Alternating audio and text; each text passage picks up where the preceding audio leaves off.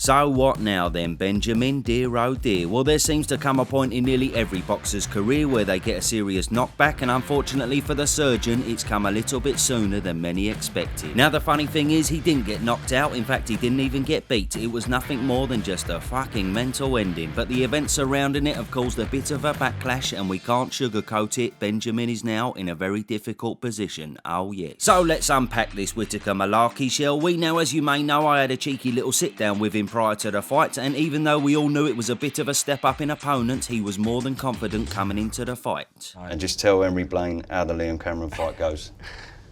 He'll be getting annihilated. Yes, there we are. Probably the last time I'll get an interview with him if he's fucking watching this. But anyway, now listen, he was a top bloke to chat to, a very good sport. And at the end of the day, we're all just keen to talk about what his future holds, innit? So first and foremost, aside from the mad ending, aside from the injury and everyone's opinion on it, ultimately the biggest problem to come out of this fight for Ben is that he was looking like he was struggling. And he was struggling at a level simply miles below what the Whittaker hype train has tried to convince us he's capable of. Now, don't get me wrong, Liam Cameron's a dark horse. He's been Commonwealth champion. He was in bloody good form before he was caught doing a little bit of wallop, and he got a 4-year ban. By the by, Tyson Fury didn't get any ban when he popped for Charlie. Do the fucking maths on that one. Well done, British board. Another one you bollocksed up. But anyway, he then made a comeback, and he most recently went to a split decision with Lyndon Arthur, who's a strong fringe world level contender. So yes, good solid fighter, old Liam. Now, I've heard a lot of people say this was actually bad matchmaking for Ben, but I don't quite understand that myself. I think it was spot on. I mean, why not? What we're going to do? Give Ben another pudding that he can knock out, or someone who's not going to come to fight so he can fucking moonwalk all over the place and outclass him again? No, us fans don't want to see that.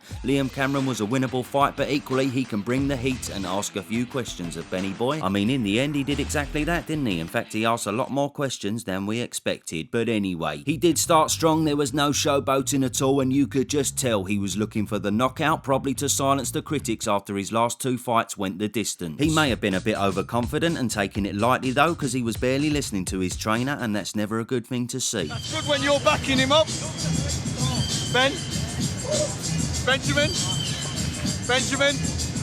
That's great when you're backing him up. But then, yeah, as the fight went on, everything just kinda unravelled, really. I said it before, there was nothing good to take away from this performance. His punch power couldn't make any sort of a dent. He looked a bit vulnerable when he got hit, and one quite serious worry was the fact that by round 5 he looked absolutely fucked. Yeah, double blowing he was. First of all, the gum shield comes out, which is usually a fighter's way of getting a breather, let's be honest, and Grant Smith in Cameron's corner noticed how tired he was as well. Yes! He's struggling, he's breathing! Punch with it!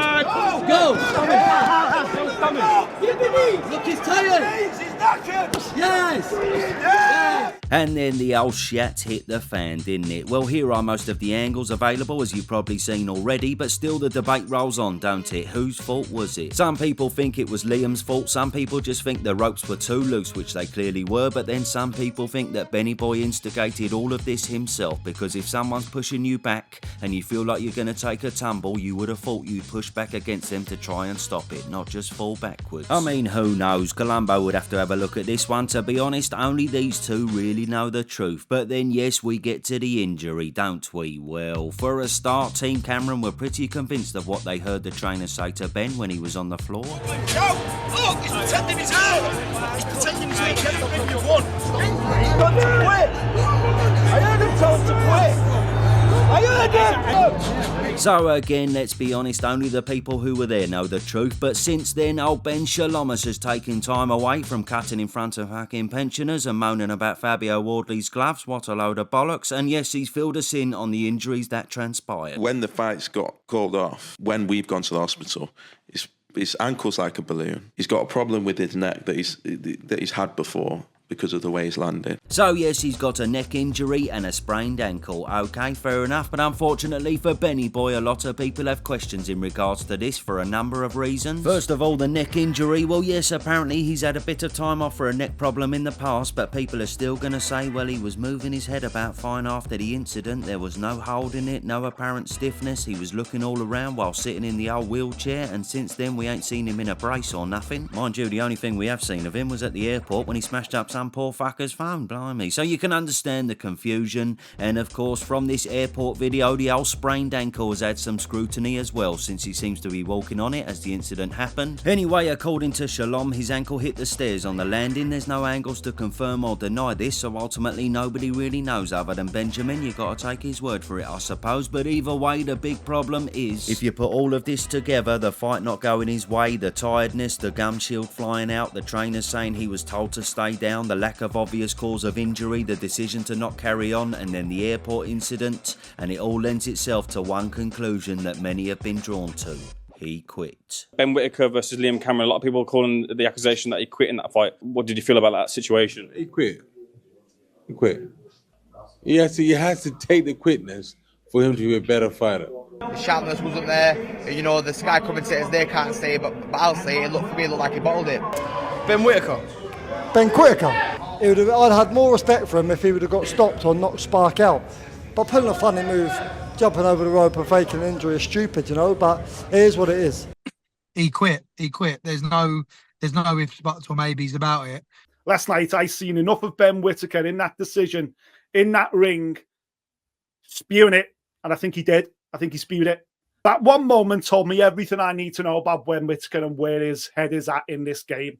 Quitting last night, bailing on a fight that had slipped through his fingers, looked like it was gone. Looked like it was going from him. Liam Cameron done him a bit of a favour, pushing him over that road, because it gave him an opportunity to check out to a fight that was slipping through his fingers. Now, in my pointless personal opinion, I've got to stay consistent, because I gave Daniel Dubious a lot of stick when he called it a day, among others, and I'd have to say I did jump to the same conclusion as well. I'm happy to eat a bit of humble pie if all the x-ray pictures were to show he absolutely couldn't carry on, but then again, I mean, you see Isaac Chamberlain fighting on with one shoulder, Danny Williams the same thing, that was unbelievable. Then you had David Hay never stopping against Bellew, just to name a few, and you gotta say these were first of all much more obvious and probably more painful injuries, and secondly, these fighters simply showed a lot more bravery, desire and will to win.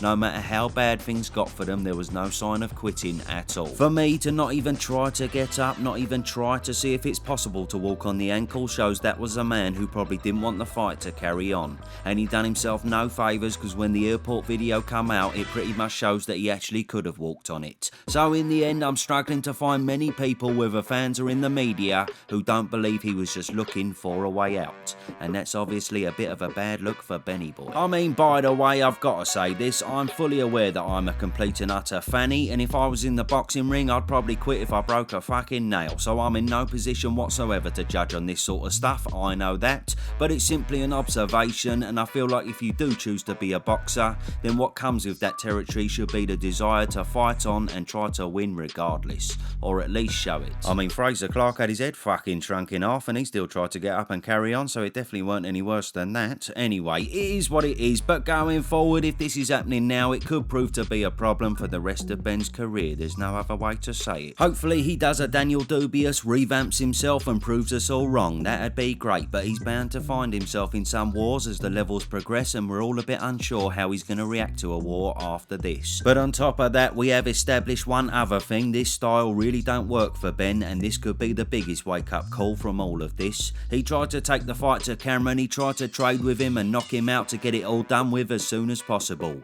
but it just didn't work, and in the process he seemingly wore himself out. Ultimately, Ben's looked good from doing the polar opposite of this. I know he ain't fought any real solid fighters other than Cameron, but when he was boxing and moving, when he was using his jab and doing the fucking Macarena dancing all about the stage and all that, he was having lots of success. It's all in hindsight, but I just don't see any point from deviating from that. I mean, the best way to put it is Ben's a frustrator. He certainly ain't an annihilator. He just don't seem to have the power to blast out the higher level fighters. So I'd be surprised to see him fighting anything like this again, certainly not against Cameron at least. And yes, talking of Big Liam, there's nowhere else to go now, is there? It's gotta be the rematch to get his career back on track. Plus he does need a bit of a display next time out to win back the hearts of the public. It certainly ain't gonna be easy, but it can be done. And I'm still a fan, fuck it, because he is usually double entertaining when he's in the ring. I was actually pissed off he didn't do any of his usual antics against Cameron, but I hope that he does resort back to that in the future. Ben Shalom, please don't let us down and take Whittaker elsewhere. Fucking hell, brother, know what you like, but please don't do it, man. You know what I'm saying? Let me know your thoughts below. Bon voyage for now.